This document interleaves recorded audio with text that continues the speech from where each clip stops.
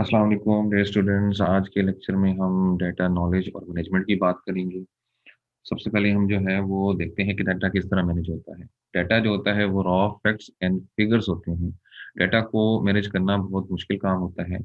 Data जो है वो बहुत ज़्यादा अमाउंट में जो है वो जनरेट हो रहा होता है और उसकी जो है वो तादाद जो है वो बढ़ रही होती है।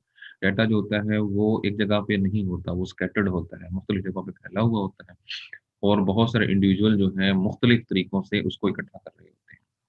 डाटा जो है वो कई तरीकों से जैसे कि इंटरनल सोर्सेज से भी हो सकता है, किसी पर्सनल रिसोर्सेज से भी हो सकता है और एक्सटर्नल सोर्सेज से भी हो सकता है। डाटा को मैनेज करने में सबसे बड़ा मसला ये होता है कि उसको सिक्योर करना, उसकी क्वालिटी और उसकी ऑथेंटिसिटी जो है वो बहुत ज़्यादा अहम होती है।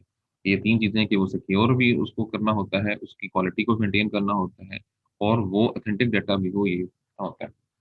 फिर हम जो है क्लिक स्ट्रीम डाटा की बात करते हैं कि जब कोई विज़िटर जो है वो वेबसाइट www जो है वो वर्ल्ड वाइड वेब पे विज़िट करते हैं, तो वहाँ पे उनके विज़िट से जो है वो जो डाटा जनरेट होता है, ये डाटा हमेशा जो है वो बढ़ रहा होता है अमाउंट के अंदर और ये जो है ऑर्गनाइज़ेशन किसी भी ऑर्गनाइज़ेशन जो होती है, जो डिसीज़न ले रही हो लेना होता है उसने, उसके लिए उसको डाटा चाहिए होता है और बहुत ज़्यादा डाटा के ऊपर जो है उसने जितना उसको अच्छा डाटा होगा, क्वालिटी का डाटा होगा और ज़्यादा डाटा होगा, उतना अच्छा वो डिसीजन ले सकती है। जी, मैनेजिंग डाटा के बाद हम जो है डाटा लाइफ साइकिल की बात करेंगे। मैंने पहले कहा कि डाटा जो है उसके सोर्सेज़ वो इंटरनल सोर्सेज़ भी हो सकते हैं, एक्सटर्नल सोर्सेज़ से भी डाटा कलेक्ट हो सकता है और पर्सनल सोर्सेज़ से भी हो सकता है। अब ये जो डाटा इकट्ठा हुआ है, इसको एनालिसिस के लिए अब इस पे बहुत सारे एनालिसिस हो सकते हैं, डाटा माइनिंग का कोई एनालिसिस हो सकता है, एग्ज़ैक्टिव इन्फॉर्मेशन सिस्टम का एनालिसिस हो सकता है, डिसीजन सपोर्ट सिस्टम का हो सकता है, कोई क्यूरी जो है उसके ज़रिए एनालिसिस हो सकता है, ऑनलाइन एनालिटिक प्रोसेसिंग के ज़रिए जो है ये कोई डाटा एनालिसिस पे हो सकता है। उसके फिर रिज़ल्ट जनरेट होते हैं, जो कि डाटा विजुअलाइज़ेशन की फॉर्म में हो सकते हैं, जो डिसीजंस की फॉर्म में हो सकते हैं, जो कि नॉलेज मैनेजमेंट की फॉर्म में हो सकते हैं, जो कि सॉल्यूशन ये जो रिज़ल्ट्स होते हैं, ये सॉल्यूशन प्रोवाइड करते हैं, चाहे वो डॉक्यूमेंट मैनेजमेंट की शक्ल में वो सॉल्यूशन हो, चाहे वो जो है सप्लाई चेन मैनेजमेंट की शक्ल में हो, चाहे वो कस्टमर रिलेशनशिप मैनेजमेंट की शक्ल में हो, चाहे वो इलेक्ट्रॉनिक कॉमर्स की शक्ल में हो या कोई स्ट्रेटजी आपने जो है वो बनानी थी, तो उस रिजल्ट से आपको जो है वो उसमें उसने हेल्प आउट किया या कोई और भी उसका जो है वो वे आउट हो सकता है। अब हम उसके बाद जो है वो हायरार्की की बात करते हैं, डाटा की हायरार्की की बात कि डाटा जो होता है वो एक बिट की सबसे पहले बात करेंगे। बिट एक सर्किट होता है कंप्यूटर के ऊपर, एक जो है सेल होता है कि जिसके अंदर जिसको ऑन या ऑफ किया जा सकता है। मतलब उसके अंदर 0 या 1 अ, 1 जो है वो ऑन के लिए वैल्यू होती है और 0 जो है वो ऑफ के लिए वैल्यू होती है, वो उसके अंदर स्टोर हो सकती है। अब ये बिट जो होता है ये इसका जो कॉम्बिनेशंस होते हैं वो बड़े इंपॉर्टेंट होते हैं। उनके कॉम्बिनेशन से हम बहुत सारी चीज़ें जो हैं सारी इंस्ट्रक्शंस और सारी चीज़ें हम जो है परफॉर्म कर सकते हैं।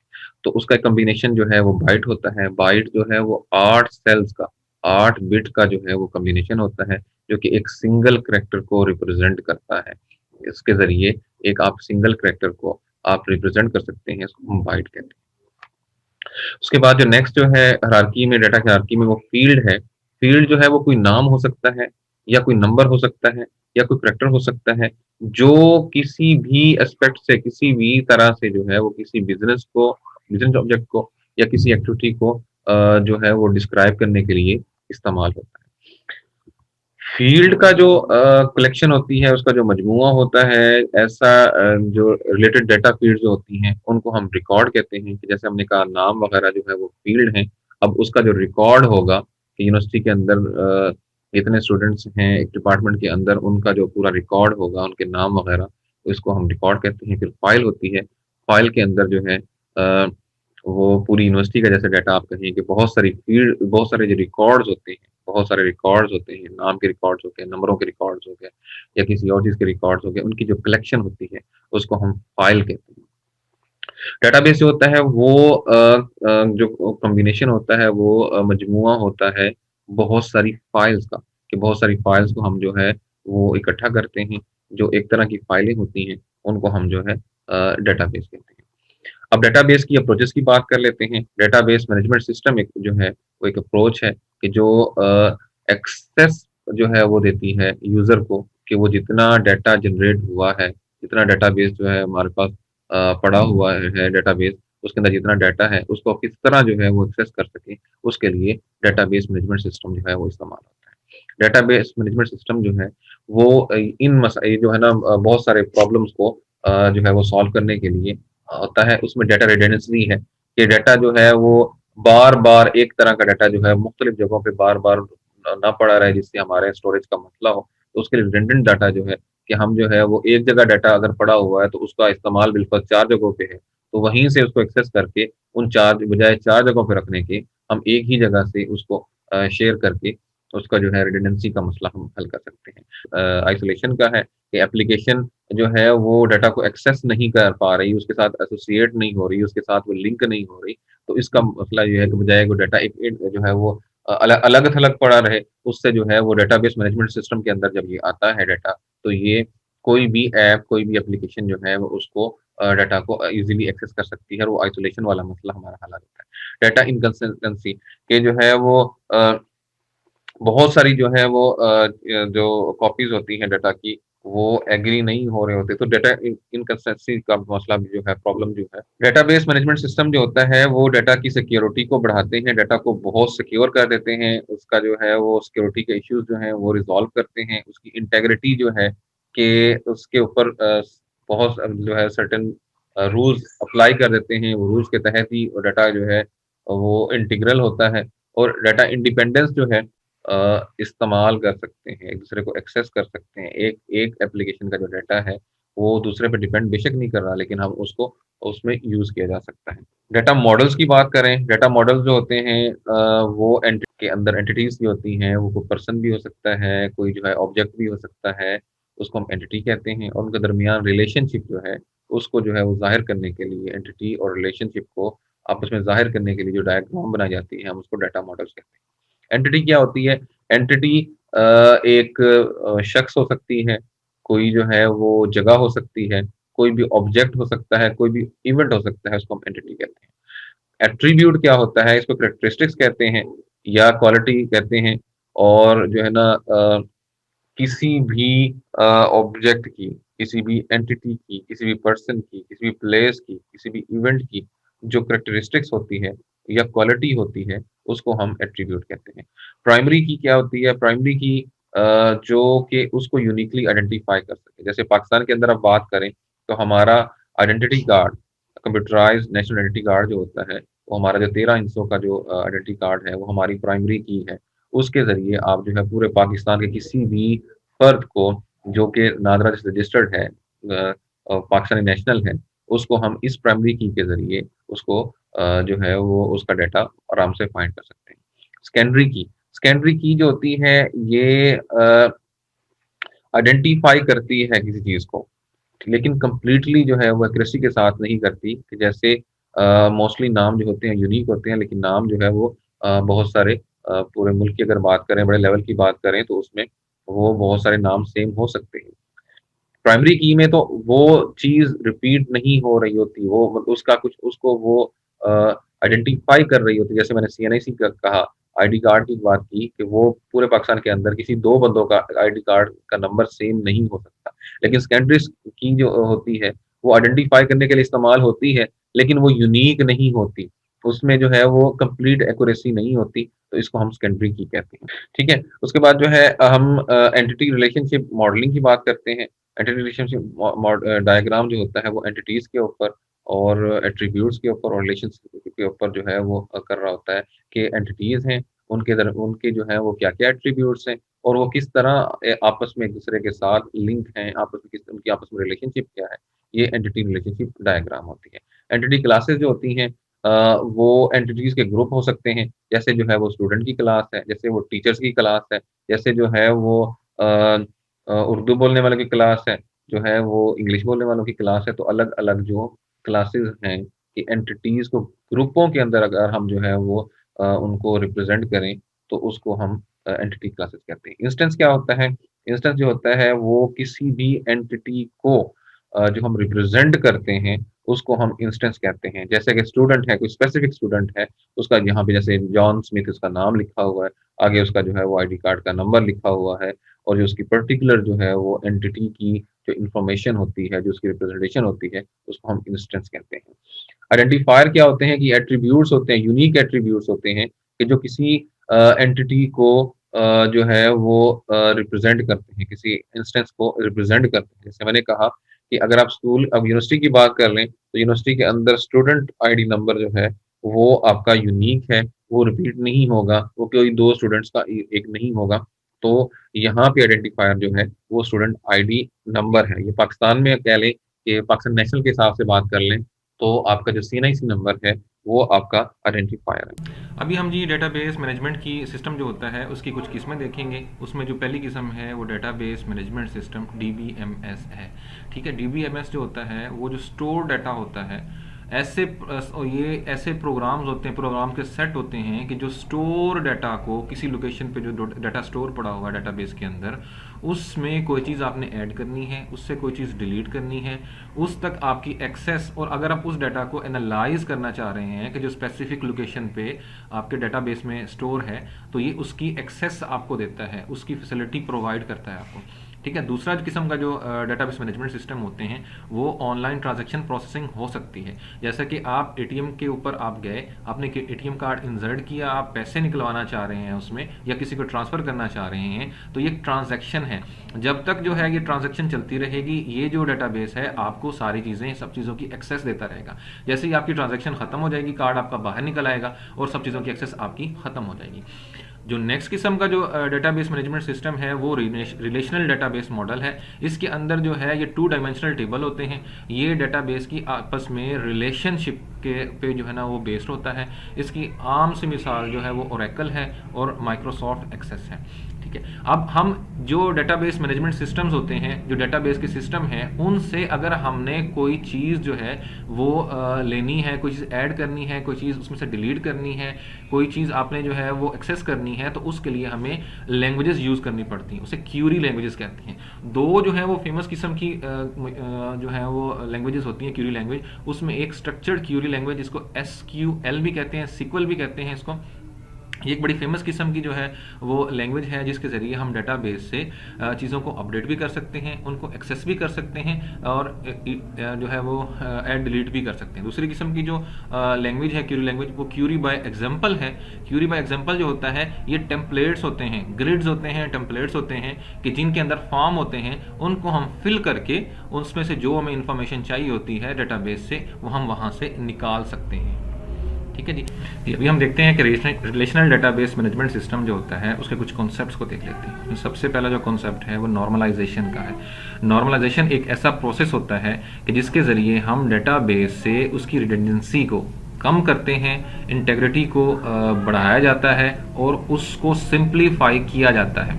रिडंडेंसी क्या होती है कि पहले मैं बता चुका हूँ कि रिडंडेंसी होती है कि एक चीज़ों का बहुत सारी जगहों पर पड़ा होना, जो आम तौर पे डेटाबेस के अंदर होता है कि मुख्तलिफ जो सब डेटाबेस होते हैं उनके अंदर एक ही चीज़ बार बार रिपीट हो रही होती है। तो रिडंडेंसी मिनिमम करने का मकसद ये हुआ कि उसको सिर्फ एक ही जगह पे पड़ा हो, बाकी जो उसकी कॉपियाँ हैं उसको डिलीट कर दिया जाए, और वो एक चीज़ जगह पे पड़ी हुई चीज़ जो है उसको सब एक्सेस कर रहे हों। ये मिनिमम रिडंडेंसी हो गया। इंटेग्रिटी का मतलब ये है जो मैक्सिमम का कि आपकी जो ऑथेंटिसिटी है डाटा की, आपका जो डाटा है उसकी जो क्वालिटी है वो बढ़ जाए। ठीक है, ताकि हमारे पास बेस्ट जो है वो प्रोसेसिंग परफॉर्मेंस जो है वो हमारे पास आ जाए। जब डाटा हमारा नॉर्मलाइज हो जाता है तो वो सिर्फ एक ही जो है वो एट्रीब्यूट पे डिपेंड कर रहा होता है, जो प्राइमरी की होती है, कि जो डेटाबेस की जो प्राइमरी की है, उस डाटा की जो प्राइमरी की है, सिर्फ उस पे ही नॉर्मलाइज डाटा सिर्फ उस पे डिपेंड करता है और किसी फैक्टर पे डिपेंड नहीं करता। वर्चुअल डेटाबेस जो होते हैं वो डेटाबेस मैनेजमेंट सिस्टम की एक ऐसी किस्म होती है कि जिसके ज़रिए आप डिफरेंट डेटाबेस से जो है वो डाटा एक्सेस कर सकते हैं। क्योंकि हमने जो क्यूरी लैंग्वेजेस हमने बनाई, हमने देखी, वो उसी डेटाबेस से जिसके ऊपर जो है वो क्यूरी लैंग्वेज रन हो रही है, उसी डेटाबेस से वो चीज़ों को निकालता है, उसको एक्सेस करता है। लेकिन वर्चुअल डेटाबेस के ज़रिए हम एक से ज़्यादा डेटाबेसेस से चीज़ें जो है वो निकाल सकते हैं API के थ्रू। ठीक है, इसका फ़ायदा ये होता है कि इससे जो है वो जो डेवलपमेंट कॉस्ट है वो कम हो जाती है, और जो डेवलपमेंट टाइम होता है वो बढ़ जाता है, और इसकी मेंटेनेंस का जो है वो कम जो है वो खर्चा आता है, और ये सिंगल पॉइंट के ऊपर जो है कंपनी को एक से ज़्यादा सिस्टमों का जो डाटा है वो मिल जाता है। ये अभी हम जो है वो डेटा वेयर हाउसिंग की बात करते हैं। डेटा वेयर हाउसिंग जो होता है वो डेटा वेयर हाउस को इस्तेमाल करने का और बनाने का एक अमल होता है। अब डेटा वेयर हाउस क्या होता है? डेटा वेयर हाउस जो है वो मुख्तलिफ सोर्सेज से डाटा को इकट्ठा करने का नाम है, ताकि वो एनालिटिकल रिपोर्टिंग, स्ट्रक्चर्ड क्यूरीज और डिसीजन लेने में काम आए। ठीक है, जैसे यहाँ पे दो एग्जांपल लिखी हुई हैं। ऑनलाइन एनालिटिकल प्रोसेसिंग कि जी ऑनलाइन जो है वो एनालिटिकली मतलब ये है कि वो बहुत सारी चीज़ों के ऊपर रीजनिंग करके जो है वो प्रोसेसिंग की जाए, उसमें ये काम आता है। या 3 डायमेंशनल मैट्रिसेस वगैरह जो हैं, डाटा क्यूब वगैरह हैं, उनके अंदर ये इस्तेमाल होता है। अब इसके फ़ायदे क्या होते हैं कि ये एंड यूज़र को जो है वो क्विकली, बहुत तेज़ जो है वो डाटा की एक्सेस देता है और ब्राउज़र के ज़रिए देता है। ठीक है, जो कि रिमोटली उसको वो इस्तेमाल कर सकता है। जो एंड यूज़र होता है, जो इस्तेमाल करने वाला होता है, वो इसको जो है इसकी मदद से जो है वो एक्सटेंसिव एनालिसिस वगैरह कर सकता है, जो उससे पहले इसके वेयर हाउसिंग से पहले वो पॉसिबल नहीं थे। एंड यूज़र को जो है वो कंसोलिडेटेड व्यू मतलब ऑर्गेनाइजेशन का जो है वो एक जगह पे सारी ऑर्गेनाइजेशन के जितने भी डाटा बेसिस वगैरह हैं उनका व्यू जो देता है, एक बड़े पैमाने पे देता है। ये इसका एक बेनिफिट है। ठीक है, उसके बाद हम जो है डाटा मार्ट और डाटा माइनिंग को देखते हैं। डाटा मार्ट क्या होता है? ये एक छोटा सा जो है वो वेयर हाउस होता है। और वेयर हाउस हम जो है वो पहले कह चुके हैं कि जो वेयर हाउस है वो मुख्तलिफ सोर्सेज से डाटा को इकट्ठा करना है, ताकि वो एनालिटिकल रिपोर्टिंग, स्ट्रक्चर्ड क्यूरीज और डिसीजन लेने के काम आ सके। ठीक है, तो ये डाटा मार्ट हो गया। डाटा मार्ट जो होता है ये स्ट्रेटेजिक बिजनेस यूनिट्स वगैरह में या डिपार्टमेंट्स वगैरह में इसकी ज़रूरत होती है। डाटा माइनिंग क्या है कि ये ऐसी सर्चेज होती हैं, ऐसी टेक्निक्स होती हैं जिनके ज़रिए बिजनेस की इंफॉर्मेशन जो है वो वैल्यूएबल इंफॉर्मेशन जो बिजनेस की होती है उसको निकाला जाता है। बिजनेस के अंदर जो है या जो है किसी डाटा के अंदर जो है वो क्या ट्रेंड्स और बिहेवियर चल रहे हैं उनको फाइंड किया जाता है, या उसके प्रीवियस जो है जो डाटा प्रीवियस डाटा की बुनियाद में जो पैटर्न्स वगैरह जो है जो क्रिएट हुए हैं उन पैटर्न्स को जो है वो देखा जाए, ताकि उसके मुताबिक फ्यूचर को प्रिडिक्ट किया जा सके। ये डाटा माइनिंग होता है। डाटा माइनिंग अब कहाँ कहाँ इस्तेमाल होता है? ये रिटेलिंग और सेल्स में इस्तेमाल होता है। ये प्रिडिक्ट कर, जैसे मैंने कहा कि ये प्रीवियस जो पैटर्न्स हैं उनको देख के फ्यूचर को जो है वो प्रिडिक्ट करता है। तो ये रिटेलिंग और सेल्स में होता है कि जी हमारी पहले जो है वो ये इस तरह चल रहा था, पैटर्न चल रहा था, तो उसमें जो है वो थेफ्ट को रोकने के लिए या सेल्स को प्रिडिक्ट करने के लिए या फ्रॉड वगैरह को देख जो है वो उसको देखने के लिए इसको हम रिटेलिंग और सेल्स में इस्तेमाल करते हैं। इसको बैंकिंग में इस्तेमाल किया जा सकता है कि जो बैड लोन्स होते हैं कि जी लोगों को लोन दिया वापस करेंगे कि नहीं करेंगे, और उसका जो पास्ट का जो डाटा पड़ा हुआ है उसके पैटर्न से हम जो है वो किसी नए जो है यूज़र को का वहाँ से जो है वो आइडिया लगा सकते हैं उसके प्रिडिक्शन का, उसकी बिहेवियर का, और फ्रॉड कार्ड वगैरह को और जो है वो दूसरी जो चीज़ों हैं उनको हम बेहतर बना सकते हैं पास्ट के पैटर्न्स से। मैन्युफैक्चरिंग और प्रोडक्ट में जो है वो ये इस्तेमाल हो सकता है, प्रोडक्शन में इस्तेमाल होता है कि प्रेडिक्ट करता है मशीनरी के अंदर फेलियर की उसके प्रीवियस पैटर्न्स के ऊपर, और जो है वो की फैक्टर को जो है वो फाइंड करने के लिए कि वो मैन्युफैक्चरिंग कैपेसिटी को किस तरह बढ़ाया जा सके। इंश्योरेंस में हो सकता है कि जी क्लेम जो हैं उनकी क्लेम अमाउंट की फोरकास्ट क्या है, मेडिकल जो कवरेज है उसकी कास्ट क्या थी प्रीवियस जो है वो पैटर्न्स पे, तो उससे वो प्रोडिक्शन करेगा फ्यूचर की, इस हवाले से इंश्योरेंस केस पे। पुलिस वर्क वगैरह में मतलब ट्रैफिक क्राइम को के पैटर्न को, लोकेशन के कह लें, क्रिमिनल बिहेवियर के हिसाब से जो पुराने पैटर्न्स हैं उनकी बुनियाद पे फ्यूचर को ये प्रेडिक्ट करता है। इसी तरह हेल्थ केयर के अंदर भी कि जी आप जो है वो आप उसके बंदे के प्रीवियस जो रिकॉर्ड है उसका बीमारी का रिकॉर्ड है, उसके जो पैटर्न्स हैं उससे जो है वो फ्यूचर को प्रेडिक्ट कर सकते हैं। मार्केटिंग में भी जो है इस्तेमाल होता है कि ये कस्टमर्स का बिहेवियर और कस्टमर्स की डिमांड और उसकी जो पर्टिकुलर जो प्रोडक्ट वगैरह है उसको किस तरह जो प्रीवियस जो डाटा के मुताबिक वो उनका क्या पैटर्न चल रहा था उसके मुताबिक फ्यूचर में उसको अंडरस्टैंड करना आसान हो जाता है। अभी हम जो है डाटा विजुअलाइजेशन जो है वो टेक्नोलॉजीज़ की बात करते हैं। उनमें से पहले जो है सबसे पहले हम जियोग्राफिक इंफॉर्मेशन सिस्टम को देखते हैं, जीआईएस को। ये कंप्यूटर बेस्ड जो है वो इंफॉर्मेशन एक सिस्टम होता है जो कि डिजिटाइज्ड मैप्स को यूज़ करके डाटा को कैप्चर करना, उसको इंटीग्रेट करना, उसको मैनिपुलेट करना और उसको डिस्प्ले करता है।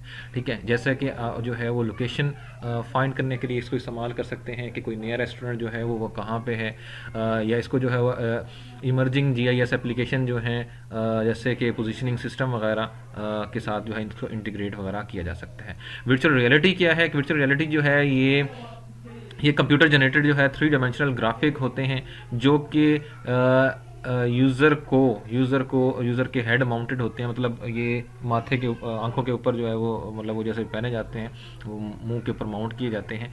तो ये 3 डायमेंशनल जो है वो ग्राफिक्स होते हैं जो कि उसको वर्चुअल रियलिटी का इफेक्ट देते हैं कि मतलब आपको बिल्कुल करीब ऐसे आपको नज़र आ रहा होता है जैसे आपके साथ वो ये सारे वाक़यात, मूवी वगैरह या जो भी चीज़ें हैं वो आपके साथ आपके साथ ही हैपन हो रही हैं। ठीक है, अब हम जो है नॉलेज मैनेजमेंट की बात करते हैं। नॉलेज मैनेजमेंट एक ऐसा अमल होता है जो किसी ऑर्गेनाइजेशन की अहम मालूमात को मैनिपुलेट करने में मदद देता है ताकि इस अहम मालूमात को इस ऑर्गेनाइजेशन का हिस्सा बनाकर मेमोरी का हिस्सा बनाया जा सके।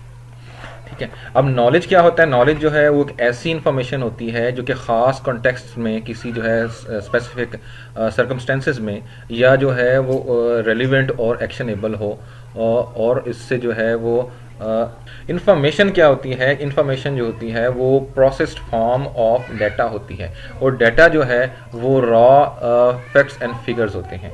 तो जो नॉलेज हुआ वो ऐसा जो है वो processed raw facts and figures हुए कि जो किसी ख़ास कॉन्टेक्स्ट के अंदर ख़ास जो है वो स्पेसिफिक चीज़ के अंदर किसी के रेलिवेंट हों और एक्शनेबल हों। जो है नॉलेज का दूसरा नाम जो है इसको हम इंटेलेक्चुअल कैपिटल भी कहते हैं, या इसको जो है वो इंटेलेक्चुअल एसेट्स भी कहते हैं नॉलेज को। अब नॉलेज मैनेजमेंट में जो है वो एक्सप्लिट नॉलेज होता है, ये डील करता है ज़्यादा ऑब्जेक्ट्स को जो रैशनल और टेक्निकल नॉलेज के रेलिवेंट हों। टैक्टिक नॉलेज होता है कि ये क्यूमुलेटिव जो है स्टोर ऑफ सब्जेक्टिव कि ये जो है मजमुआ होता है, इसमें एक्सपेरिमेंटल लर्निंग जो है ये सब्जेक्टिव जो है उनको स्टोर किया जाता है।